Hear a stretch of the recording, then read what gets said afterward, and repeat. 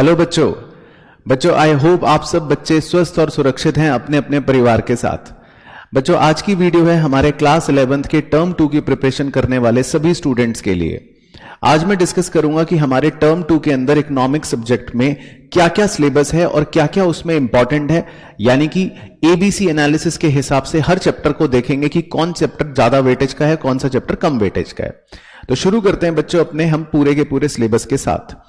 जैसा कि आप देख रहे हैं सबसे पहले हमारा जो पोर्शन है स्टैटिस्टिक्स का वो कुल मिलाकर है 17 नंबर का, और हमारा जो माइक्रो इकोनॉमिक्स का पोर्शन है वो है 23 नंबर का, 23 मार्क्स का। इसका मतलब हमारे माइक्रो इकोनॉमिक्स की वेटेज ज्यादा है और स्टैटिस्टिक्स की वेटेज कम है। तो ये हमें अंदर के चैप्टर्स में भी देखने को मिलता है। कैसे? पहले अगर मैं स्टैटिस्टिक्स की बात करूं, स्टैटिस्टिक्स में आपका पहला मेन चैप्टर है मेजर ऑफ डिस्पर्जन, उसके बाद आपका दूसरा मेन चैप्टर है कोरिलेशन, और तीसरा और आखिरी चैप्टर है इंडेक्स नंबर। यानी कि 17 नंबर के स्टैटिस्टिक्स के लिए आपको पढ़ने हैं मेनली 3 चैप्टर्स। अब इन 3 चैप्टर्स की वेटेज क्या रहेगी?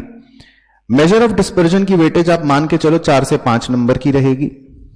कोरिलेशन वाले चैप्टर की वेटेज आपकी 5 से 6 नंबर की रहेगी, और इंडेक्स नंबर की वेटेज भी आपकी 4 से 5 नंबर की रहेगी। यानी कि 3 चैप्टर्स जो हैं स्टैटिस्टिक्स के, और तीनों को मिलाकर 17 नंबर जो है वो ऑलमोस्ट बराबर की ही वेटेज रखते हैं। हां, उसमें अगर मुझे ज्यादा इंपॉर्टेंट मार्क करना हो तो मैं कोरिलेशन वाले चैप्टर को थोड़ा सा ज्यादा इंपॉर्टेंस दूंगा, क्योंकि कई बार इसके क्वेश्चन 7 या 8 नंबर तक के भी हमसे पूछ सकता है, और इसमें थोड़ा सा फॉर्मूले भी कॉम्प्लेक्स होते हैं। तो कोरिलेशन चैप्टर थोड़ा ज्यादा इंपॉर्टेंट है, और उसके बाद आपका measure of dispersion and index number. अब अगर मैं माइक्रो इकोनॉमिक्स की बात करूं तो माइक्रो इकोनॉमिक्स में चैप्टरों की संख्या ज्यादा है। कैसे? पहला जो पार्ट है producers behaviour and supply, 13 number का, इसके अंदर ही आपके 4 चैप्टर्स कवर करे जाते हैं। 4 चैप्टर्स कौन कौन से, मैं भी आपको लिस्ट भी दिखाऊंगा। एक होगा प्रोडक्शन, एक होगा कॉस्ट, एक होगा रेवेन्यू, और एक होगा सप्लाई। तो यानी कि 4 चैप्टर्स मिलाकर आपको 13 नंबर की तैयारी करने के लिए दिए जाएंगे, जिसमें प्रोडक्शन की वेटेज आप मान के चलो 4 नंबर के आसपास, कॉस्ट 4 नंबर, रेवेन्यू 4 नंबर, और सप्लाई 5 से 6 नंबर के आसपास का होगा। तो कुल मिलाकर ये चारों चैप्टर्स मिलाकर आपके 13 नंबर की वेटेज रखेंगे। देन उसके बाद आपका दूसरा है फॉर्म्स ऑफ मार्केट और प्राइस डिटर्मिनेशन, यानी कि 2 चैप्टर्स। फॉर्म्स ऑफ मार्केट के अंदर आपको पढ़ना है सिर्फ परफेक्ट कंपटीशन, जो मैं आपको अभी दिखाता हूं। तो इसकी वेटेज रहेगी 4 नंबर की, लेकिन जो सबसे इंपॉर्टेंट है और जिसका क्वेश्चन 100% श्योर शॉट है वो है प्राइस डिटर्मिनेशन, जिसकी वेटेज रहेगी 6 मार्क्स की। तो टोटल हो गया 10 नंबर। तो ये है हमारे माइक्रो इकोनॉमिक्स का एनालिसिस। माइक्रो इकोनॉमिक्स में सबसे इंपॉर्टेंट अगर मैं बोलूं 2 मेन चैप्टर्स हैं आपके। कौन से? एक है प्राइस डिटर्मिनेशन का और एक है सप्लाई का, क्योंकि ये 5 से 6 नंबर की वेटेज कंफर्म्ड रखेंगे। अब एक बार इनके अंदर भी देख लेते हैं कि क्या क्या चीजें हमें पढ़नी है, ताकि आप जब अपनी पढ़ाई करें तो उसको रिस्ट्रिक्ट रखें सिर्फ प्रिस्क्राइब्ड सिलेबस के हिसाब से। अब वो क्या है?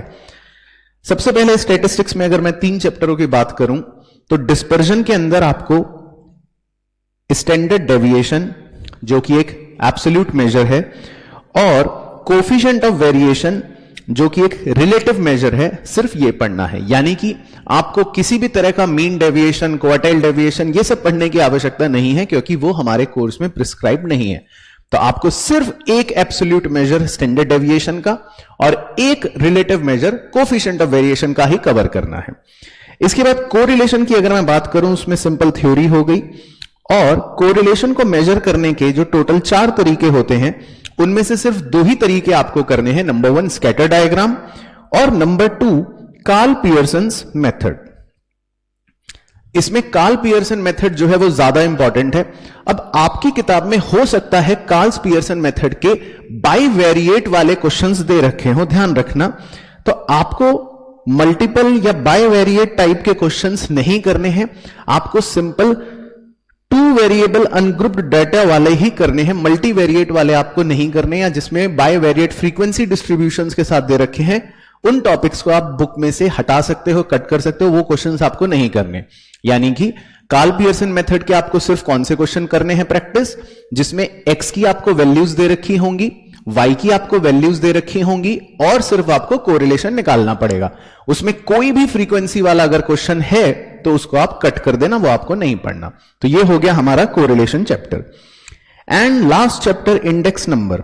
इंडेक्स नंबर के अंदर भी आपको सारी चीजें नहीं पढ़नी है, सिर्फ क्या क्या चीजें पढ़नी है, बेसिक थ्योरी और WPI यानी होलसेल प्राइस इंडेक्स, CPI यानी कंज्यूमर प्राइस इंडेक्स, और इसके अलावा बेसिक थ्योरी कि इसके क्या यूज होते हैं, इन्फ्लेशन और इंडेक्स नंबर। यानी कि इंडेक्स नंबर में भी सिर्फ आपको थ्योरेटिकल पोर्शन और WPI और CPI ही पढ़ना है। इसके अलावा अगर अदर मेथड्स भी हैं तो वो आपको पढ़ने की आवश्यकता नहीं है। अब आप माइक्रो इकोनॉमिक्स में देख सकते हैं, माइक्रो इकोनॉमिक्स के अंदर हमारा जो पहला चैप्टर है प्रोडक्शन का। प्रोडक्शन में आपको सिंपल प्रोडक्शन फंक्शन पता होना चाहिए, long run, short run, total product, AP, MP और रिटर्न्स टू फैक्टर, जिसमें 3 स्टेजेस होती हैं, दैट्स इट। देन अगला चैप्टर है कॉस्ट। कॉस्ट के अंदर आपको तरह तरह की short run cost, TC, TFC, TVC, AC, AFC, AVC, MC, इनके मीनिंग्स और इनके आपस के रिलेशनशिप्स पता होने चाहिए, यानी कि सब कुछ आपको पढ़ना है। देन अगला चैप्टर है रेवेन्यू।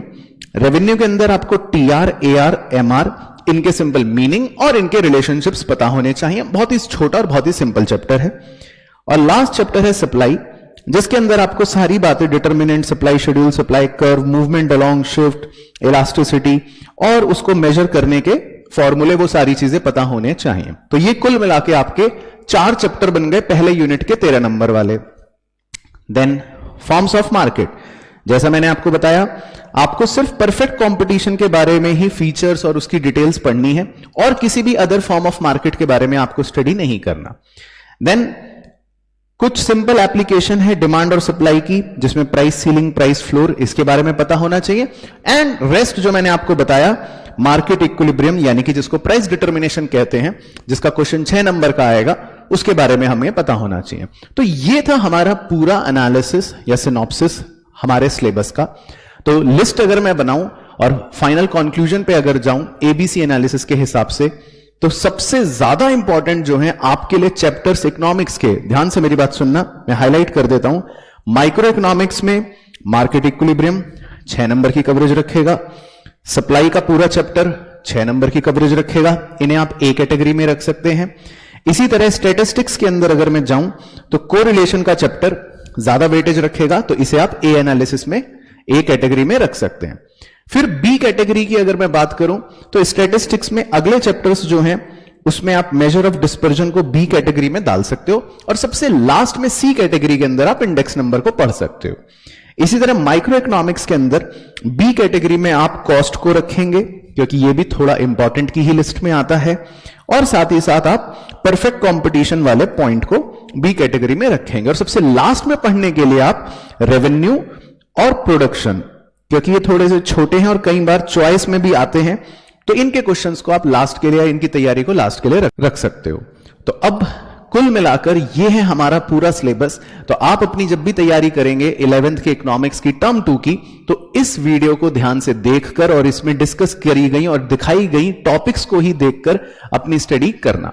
तो हमारे वॉरियर्स 11 बैच को आपने अभी तक अगर ज्वाइन नहीं करा है तो प्लीज उसको ज्वाइन कर लेना, क्योंकि बहुत ही जल्दी उसके पूरे प्लानर्स ऑलरेडी शेयर हो चुके हैं और उसके अंदर हमारे अब नए वीडियोस भी बहुत जल्दी आने वाले हैं।